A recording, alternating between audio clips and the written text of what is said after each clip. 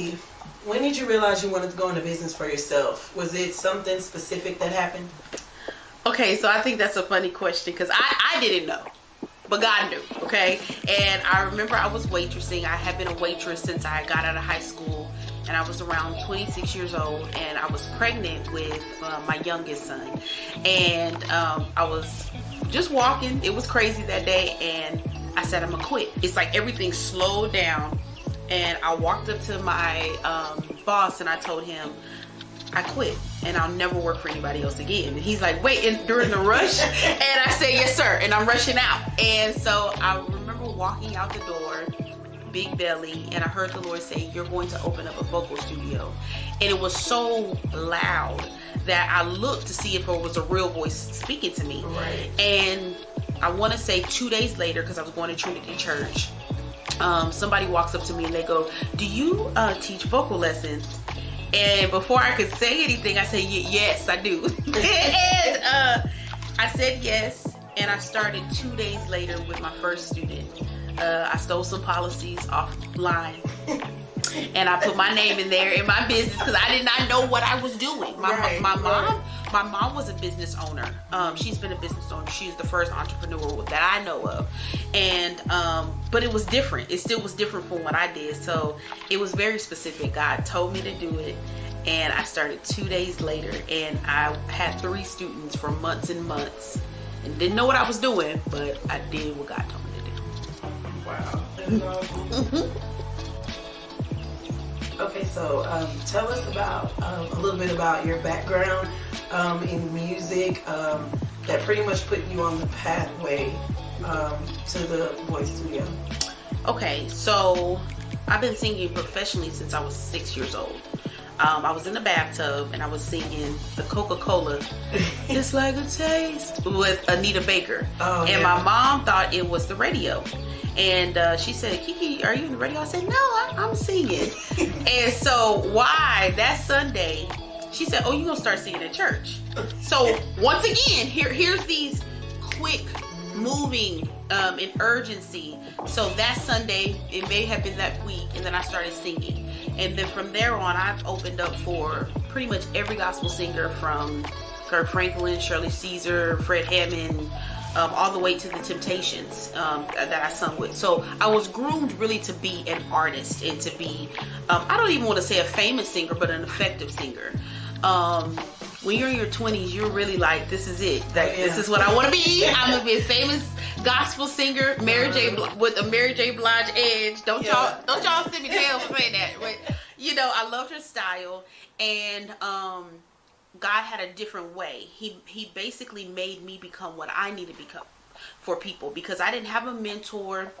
It was just like I went singing and I was getting under spiritual attack, not knowing the mantle and the weight of singing what I was singing.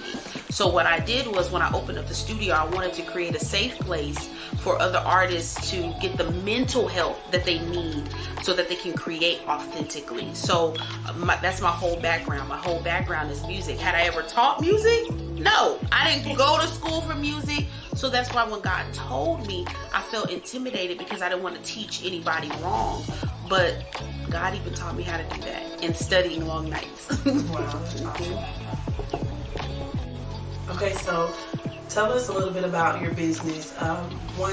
We know that you're on social media sites, and so once someone signs up to be a student, like, what are the next steps that you take? Like, what is your process with them?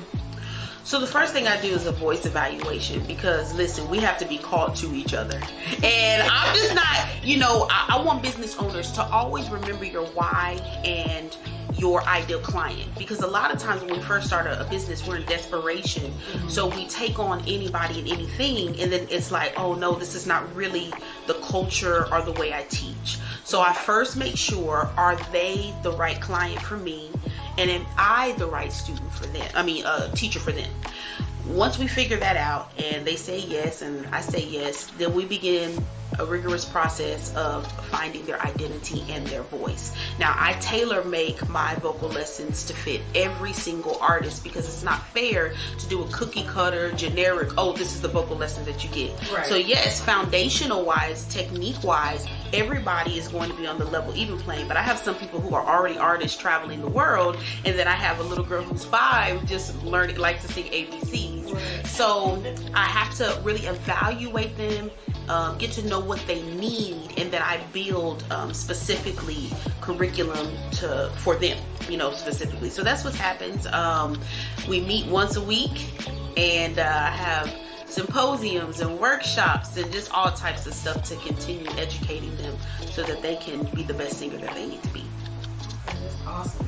So I heard you mention that entrepreneurs and business owners need to know what their why is. Right. So I want to ask you that. What is your why? Okay, so my why is, first it was I wanted to create a safe place for people, for artists. My why is my children and my family and legacy, right? I believe that once you die, if you're the only person who know how to do it, then that's not legacy. Right. There is no successor to it. And so I wanted to create an atmosphere and a platform where artists can come in and almost like undress and be vulnerable in front of somebody without having the pride that a lot of times does come with singing, or being a creative, and just lay bare and say, you know what, I think I'm making up these goals because of what I'm seeing on the outside, right, versus the goals that I have for me authentically are mine. So my why is, number one, I want people to be introduced to God in every arena. That's my biggest heart, and to be delivered from just lies. Yeah. We tell ourselves this is what we want, but it's what people expect of us. And so that's my why. I want people to be free. That's beautiful.